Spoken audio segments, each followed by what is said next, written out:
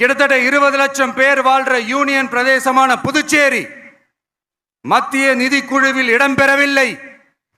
அதனால் மாநிலங்களுக்கான நிதி பகிர்தல் அடிப்படையிலும் யூனியன் பிரதேசங்களுக்கான நிதி பகிர்தல் அடிப்படையிலும் புதுச்சேரிக்கு நிதி ஒதுக்கப்படுவதில்லை.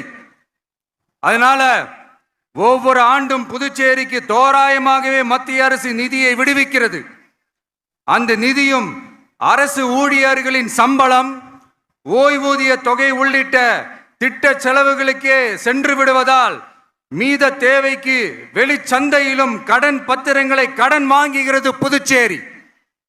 இந்த நிலைமை மாறணும்னா ஒரே வழி, மாநில அந்தஸ்து நம்ம புதுச்சேரி மக்களோட பல்லாண்டு கால கோரிக்கை. புதுச்சேரிக்கு போதுமான நிதி வரத்து இல்லாததுனால வெளியே கடன் வாங்க வேண்டியதா இருக்கு. புதுச்சேரியோட கடனை குறைச்சு தற்சார்பு பொருளாதாரத்தை வளர்த்தெடுக்க திட்டங்கள் வகுக்கப்பட வேண்டும். மாநில அந்தஸ்து வாங்கினா மட்டும் போதாது இல்லையா, தொழில் வளர்ச்சியும் தேவையாச்சே. புதுச்சேரி தென்னிந்தியாவின் முன்னணி இண்டஸ்ட்ரியல் ஹப்பாக மாற்ற எல்லா முயற்சிகளும் எடுக்க வேண்டும்.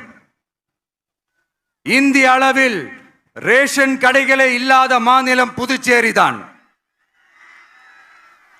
ஏழை எளிய மக்களுக்கு வாழ்வாதாரமே ரேஷன் கடைகள் தான்.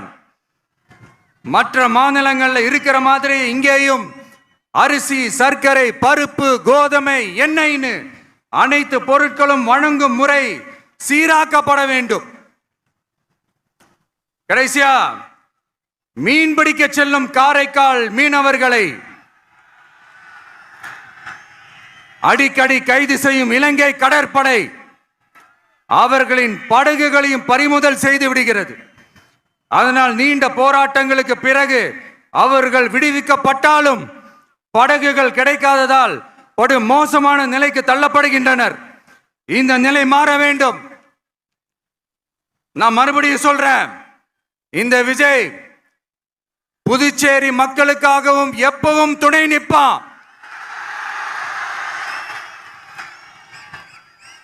வரப்போற புதுச்சேரி தேர்தல் களத்துல நம்மளுடைய தமிழக வெற்றி கழகத்தின் கொடி பட்டொளி வீசி பறக்கும். கான்பிடென்டா இருங்க, நல்லதே நடக்கும், வெற்றி நிச்சயம். மீண்டும் சந்திக்கும் வரை நன்றி, வணக்கம்.